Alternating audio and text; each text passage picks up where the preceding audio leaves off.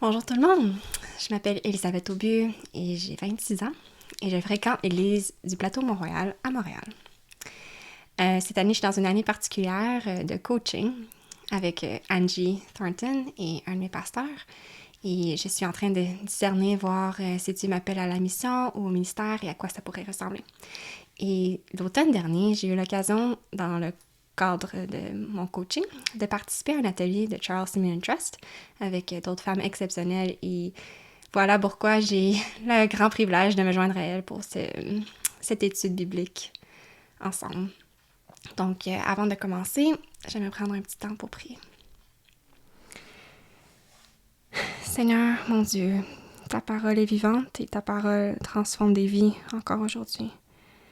Et je te demande de venir te révéler dans ce passage à nos cœurs et nous apprendre davantage qui tu es et comment cette vérité peut transformer nos vies.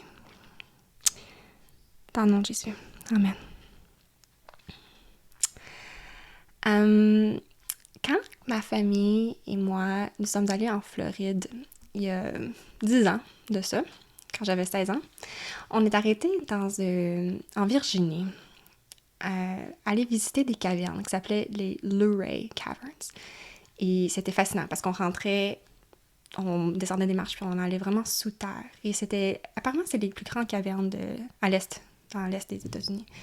Et on se promenait puis on voyait les stalactites, les stalagmites, puis c'était impressionnant. Et vers la fin du parcours, notre guide nous a proposé de fermer toutes les lumières qui étaient présentes pour nous permettre de voir la beauté autour de nous.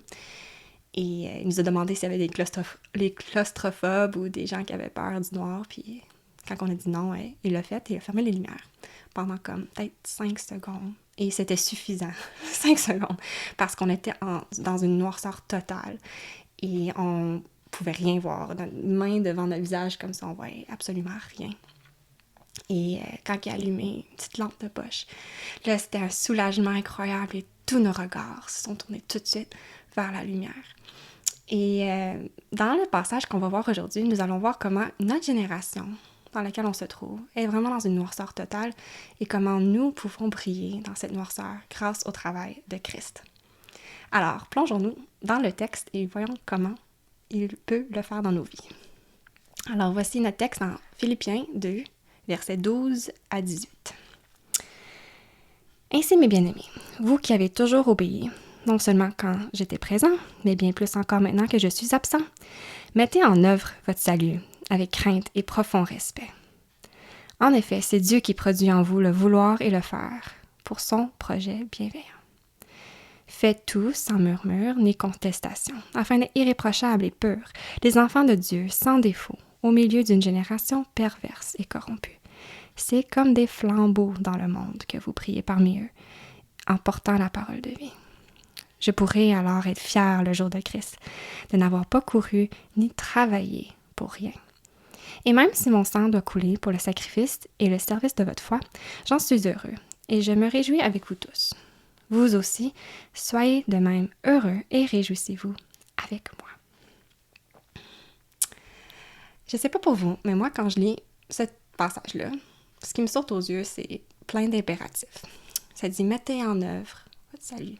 Faites tout sans murmure ni contestation, afin d'être irréprochable et pur, sans défaut, brillez parmi eux, portant la parole de vie. Soyez de même heureux. » Et moi, je regarde ça et je suis comme « Wow! » C'est beaucoup de commandements, mettons. Comment y arriver? Où est l'Évangile dans tout ça? Mais je pense que notre plus grand indice se trouve dans le premier mot de notre passage, c'est le mot « ainsi ». Et ça nous dit de reculer un peu, de voir qu'est-ce qui vient avant. Et ça, on va voir comment l'union avec Christ est présentée dans le passage précédent, puis comment c'est vraiment clé. Donc, rappelons-nous, le message central du livre, c'est qu'en Christ, nous participons avec joie avec l'Évangile au milieu des souffrances jusqu'au jour de Jésus-Christ.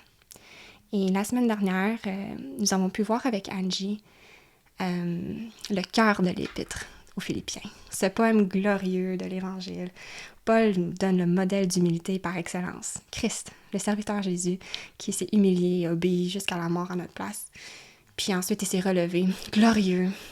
Donc, l'exemple de Jésus peut briller dans notre vie normale et humble de tous les jours. Puis notre passage aujourd'hui suit immédiatement ce poème, ce point central de l'Épître au complet. Donc, c'est vraiment important qu'on garde ça en tête alors qu'on creuse le contenu de notre passage. Et donc, on va voir maintenant 3 manières, 3 façons que le grand travail de Christ, cette œuvre incroyable qu'il accomplit humblement mais glorieusement, comment son travail peut briller dans nos vies. Alors, le premier point, dans les premiers 2 versets, 12 et 13, on voit qu'on peut briller en mettant en œuvre notre salut. Quand on pense mettre en œuvre, ça veut dire quoi? Surtout mettre en œuvre notre salut. Mettre en œuvre notre salut n'est pas la même chose que de gagner notre salut par les œuvres. Souvent, quand on entend œuvre et salut ensemble dans la même phrase, ça sonne des cloches. Attends, on n'est pas sauvé par la foi? Ou dis-moi pas que c'est par les œuvres. Mais c'est ça, notre verset ici ne dit pas qu'on est sauvé par les œuvres, mais que notre salut va produire des œuvres, puis on doit le mettre en œuvre. Le salut complété comprend la sanctification du croyant. Puis on sait, Éphésiens 2, 8 à 9, que plusieurs d'entre nous, nous connaissons très bien, nous rappelle que nous sommes sauvés par la foi, dans le travail de Jésus pour nous, et non par notre propre travail à nous. Et Jacques 2, 14 à 26 nous le rappelle aussi que notre foi n'est jamais seule. Elle produit des œuvres par la suite et transforme nos vies. Donc, Paul exhorte les Philippiens à démontrer par leur vie que leur salut est authentique. Parce qu'ils ont démontré déjà cette maturité dans leur obéissance, Paul les encourage, go, continuez, lâchez pas. Et j'aimerais ça prendre juste quelques instants pour creuser un peu un concept que j'ai remarqué qui revenait souvent, un peu en lien avec tout ça, avec l'idée de œuvre. C'est le mot travail, ou œuvre, ou produire. Et il revient souvent dans l'Épître aux Philippiens, mais aussi dans notre passage. Dans Philippiens 1,6, par exemple, on voit que Paul est persuadé que celui, Dieu, qui a commencé en vous cette bonne œuvre, la poursuivra jusqu'à son terme. Et dans le verset 12, on voit ici, comme vous avez toujours oublié, mettez en œuvre votre salut. Ensuite, dans le verset 13, c'est Dieu qui produit, production, c'est comme travailler, produit en vous le vouloir et le faire pour son projet bienveillant. Verset 16, il parle de comment Paul est content qu'il ne va pas avoir couru ni travaillé pour rien, fait que travailler.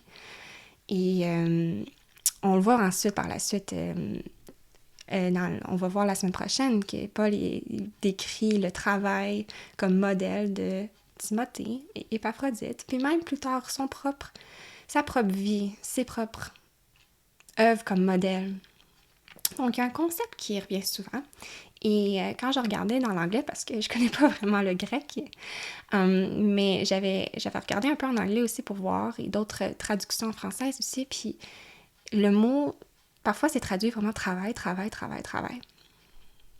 Et donc, je pense qu'il y a un peu un fil conducteur dans tout notre texte, notre passage dans l'Épître aux Philippiens, où le travail de Christ, qu'on voit tout d'abord dans le passage glorieux qu'on a vu la semaine dernière, le travail de Christ accomplit parfaitement le modèle par excellence, celui de s'humilier en tant que serviteur, obéir jusqu'à la mort, ensuite être glorifié. Mais ça nous justifie, nous rend capable de travailler joyeusement avec Dieu pour notre sanctification. Puis cette sanctification fait en sorte que nous brillons comme une lumière dans les ténèbres. Et donc, j'aimerais ça nous poser la question, sommes-nous parfois passifs concernant notre sanctification? Ou est-ce que c'est vraiment un travail auquel on s'y met joyeusement? Est-ce que parfois on se dit, ça va se faire tout seul? Mais quand l'Esprit habite en nous, il a commencé une bonne œuvre en nous, un travail excellent en nous, et il va la terminer. Par contre, nous avons notre part de coopérer avec lui, de rester connectés à lui, de travailler à notre salut. Nous et nos vies, sommes-nous intentionnels à travailler à notre salut? que ce soit dans nos paroles, nos actions, nos relations, nos motifs, nos choix, nos pensées. Que notre salut, l'Évangile, cette bonne nouvelle qui nous a sauvés, vienne toucher à tous les domaines de notre vie. Et n'ayons pas peur de nous plonger, d'en faire cela notre plus grande mission de notre vie, de conformer tous les domaines de notre vie avec l'aide de l'Esprit à l'œuvre, la grande œuvre de Christ. Mais comment est-ce qu'on peut y arriver? Par nos propres forces? On sait que c'est impossible. Et donc, on le voit par la suite, le verset suivant, où il explique le vouloir et le faire que Dieu nous accorde. C'est notre espoir. On n'est pas capable seul, puis on n'est pas seul, heureusement. Dieu promet de travailler cette sanctification dans nos vies et de terminer le travail qu'il a commencé en nous. On l'a vu dans le Philippiens 1,6. Paul est persuadé que celui qui a commencé chez les Philippiens, cette bonne œuvre, va la poursuivre. Et il va la terminer. Et on va le voir aussi plus tard dans Philippiens 4,13, il revient à cette idée-là. On peut tout par celui qui nous fortifie, Christ. Christ est le héros, le personnage principal, et il produit en nous la capacité et même le désir pour y arriver. C'est grâce à Christ. Et Dieu transforme nos désirs et nous arrivons finalement à désirer de plus en plus d'être comme lui et même de lui obéir. C'est soulageant de savoir que c'est lui qui crée aussi le désir, autant que la capacité pour y arriver. Mais ça revient quand même à nous, encore une fois, à ne pas résister, mais à coopérer, à nous soumettre pleinement à son œuvre, à le laisser travailler en nous et lui demander de nous aider, nous donner le désir de faire sa volonté. Donc, je nous encourage, que ce soit dans nos relations difficiles, que ce soit si on lutte avec l'amertume ou le pardon, ou d'autres luttes contre le péché, la jalousie, mais soumettons-nous pleinement à Christ et laissons-lui produire en nous le vouloir et le faire d'agir à sa gloire, comme lui, de briller comme lui. Puis en vivant l'œuvre de Christ en nous par la foi, notre œuvre personnelle, notre vie, va briller dans les ténèbres, comme dans une caverne.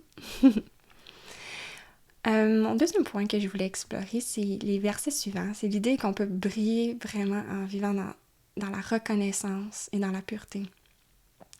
Ça commence en disant de « faites tout sans murmure ni contestation ». Et j'aimerais ça nous poser la question, ça nous fait penser à qui? Murmurer. Il me semble que c'est typique dans la Bible. Murmurer, c'est associé aux Israélites dans le désert qui chialaient tout le long. Et dans Deutéronome 1,27, ça nous le rappelle qu'ils ont murmuré. Et c'était vraiment une offense grave contre Dieu. Ils ont murmuré contre leurs dirigeants, mais ils ont aussi murmuré contre les bons plans de Dieu pour eux. Et dans le fond, c'était eux, une génération perverse et corrompue. Les Israélites sont décrits comme une génération perverse dans Deutéronome 32,20. Mais c'est drôle parce que dans Actes, le livre des Actes, Pierre, il décrit aussi la société autour de lui comme une génération pervertie. Et donc, je pense que toute société qui essaie de vivre sans dépendre de Christ va nécessairement, automatiquement, être perverse et corrompue, y compris la nôtre. Et nous venons de cette société-là, mais merci Seigneur, il nous a sauvés et il nous a sortis de ce monde de ténèbres-là. Et là, il nous appelle à vivre une vie irréprochable et pure. C'est un grand appel et le salut que nous avons et auquel nous travaillons et nous mettons en œuvre dans tous les domaines de notre vie aboutira à notre état irréprochable et pur. Puis en fait, on a déjà cette pureté dès aujourd'hui. Pourquoi? Encore une fois, grâce au personnage principal, Jésus. Jésus a été irréprochable, a été pur, comme un agneau, sans tache pour les sacrifices à l'époque. Ben, c'était lui, sans tache, sans défaut. Et on le voit parce qu'il n'a jamais murmuré. Et il a accompli une vie sans murmure à notre place. Quand je pense à sa mort, juste avant sa mort, quand il était devant les sacrificateurs et il l'accusait, il a gardé le silence, il n'a pas chialé.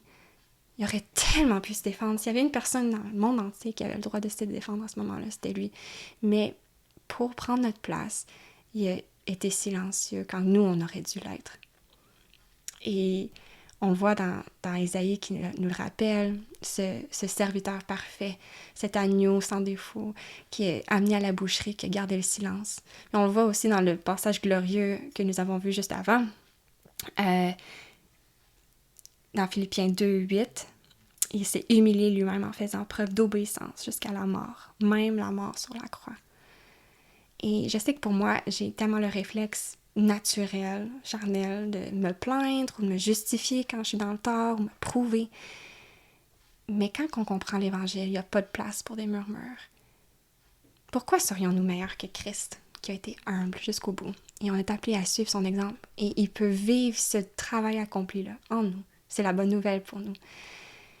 On peut vivre des vies avec le statut d'irréprochable et pur. Et il peut ensuite également le manifester dans tous les domaines de la vie. Puis ça va briller. Et justement, on voit dans notre passage comme des flambeaux briller dans les ténèbres. Et on sait, Christ, lui, c'est lui la lumière dans les ténèbres. Il le dit souvent, il est la lumière du monde. Puis son travail en nous est comme une lampe de poche dans la noirceur totale de la caverne ou comme une étoile qui brille dans un ciel noir. Puis quand on est plusieurs étoiles qui brillent ensemble, comme Église, ça fait un méchant beau spectacle. Je sais pas si vous avez déjà vu une galaxie là, tard le soir dans le ciel. La Voie lactée, c'est magnifique. Mais Matthieu 5, 14 à 16 nous le rappelle que c'est nous les lumières du monde aussi. Puis que notre façon de vivre va briller et va rendre gloire à Dieu. Donc, j'aimerais ça nous encourager à réfléchir. Murmurer, c'était de notre ancienne vie, celle de la génération perverse et tordue. Mais maintenant, en Christ, une démonstration de son travail en nous, c'est un changement à ce niveau-là. Puis ça brille beaucoup plus que l'on pense. Les non-chrétiens, ils remarquent notre attitude. Puis comment qu'on fait pour briller? Ben, le passage nous le dit, c'est en nous attachant à la parole de vie. Qui est cette parole? Quelle est cette parole? C'est vraiment une personne, c'est Jésus. C'est Christ. Et cette parole de Dieu est la bonne nouvelle que la vie, l'œuvre et le travail de Jésus est accompli. Et ça sauve et ça brille dans ce monde perdu. Mais côté concret, des trucs pour combattre les murmures. Je sais que pour moi, c'est vraiment quand j'ai envie de juste me plaindre ou m'apitoyer sur mon sort, c'est vraiment de me tourner dans une attitude d'adoration et de reconnaissance. Il y a mille et une choses pour lesquelles on peut être reconnaissant, puis de déclarer les vérités de la parole aussi. Puis dans mes pires moments, sérieux, adorer le Seigneur et me soumettre joyeusement à Christ a été ma bouée de sauvetage. Dans le moment où j'avais juste envie de brailler puis de chialer, de déclarer une après l'autre les choses pour lesquelles je suis reconnaissante, plutôt que de murmurer. Je crois vraiment que dans ces moments-là, Dieu peut briller comme une lumière dans les ténèbres. Le troisième point de notre passage, les versets 17 à 18, Paul il décrit comment que son sang va couler pour le sacrifice et le service de la foi des Philippiens. Et il fait référence à une offrande. C'est pas comme son sang va couler pour les sauver, mais comme un cadeau, un sacrifice qui va plaire à Dieu. Et c'est un peu une référence à ce qu'on appelle des libations. Normalement, c'est du vin et non du sang, comme on peut le voir dans Nombre 28, 7 à 8. C'était des offrandes liquides qui étaient offertes dans le culte juif. Mais aussi, les lecteurs de Paul, ils étaient principalement non-juifs. Donc, il est possible que leur point de référence à eux, c'était des libations, des sacrifices de vin qui étaient versés à des dieux païens. Donc, Paul, il compare sa vie à ce genre de sacrifice qui va être offert pour plaire à Dieu. Et il nous invite aussi à nous nous sacrifier joyeusement. Puis, Paul avait vraiment une vision de long terme. Il savait que la mort de martyr pourrait l'attendre. Mais c'est aussi l'appel de tous les chrétiens. Romains 12:1 nous le rappelle, quand ça dit « Je vous encourage donc, frères et sœurs, par les compassions de Dieu, à offrir vos corps comme un sacrifice vivant, saint, agréable à Dieu. Ce sera de votre part un culte raisonnable. »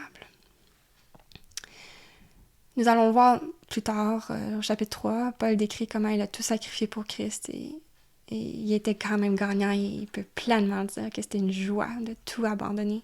Puis on l'a vu aussi dans Philippiens 1:21, il dit « En effet, Christ est ma vie et mourir représente un gain. » Et l'idée de se réjouir, c'est vraiment un thème de l'Épître aux Philippiens. C'est pas le seul thème, mais c'est un thème récurrent. Et Paul, il se réjouit, même s'il est en train de souffrir, même s'il est en prison. Il se réjouit que sa vie sacrifiée va briller dans l'éternité. Et même dans la vie et la foi des Philippiens. Et il demande aux Philippiens de se réjouir aussi. Et je veux nous inviter à aussi voir nos vies comme des offrandes vivantes qu'on peut offrir à Dieu et d'avoir de la joie quand ça nous coûte cher, drôlement. C'est une joie de pouvoir se donner pleinement à notre Sauveur qui a tout donné pour nous puis qui nous a montré comment vivre l'humilité parfaite. Et je sais que dans ma propre vie, persévérer dans les épreuves, même si ça m'a coûté cher suivre Jésus, j'ai dû payer parfois un coût élevé pour ma foi.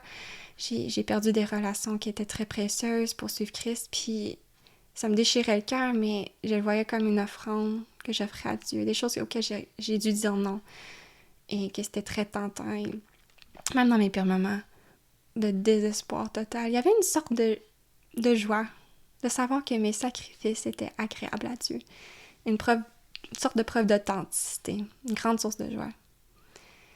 Et donc, Paul l'a vécu, et je nous encourage à persévérer et d'offrir nos vies pleinement comme un sacrifice, et ça va briller dans les ténèbres de notre monde. Alors, pour conclure, puisque Dieu travaille chez les Philippiens le vouloir et le faire, on a vu que Paul les encourage à participer joyeusement, activement, intentionnellement au travail de leur salut, dans tous les domaines de leur vie, en suivant l'exemple de Christ. Et donc, l'humble travail achevé de Christ me mène aussi à participer joyeusement à son travail dans ma vie. Puis ça brille. Alors, attachons-nous fortement à Jésus, la lumière, et donnons-nous entièrement à lui pour qu'il brille en nous, dans notre sanctification, notre témoignage et notre vie de sacrifice. Merci beaucoup.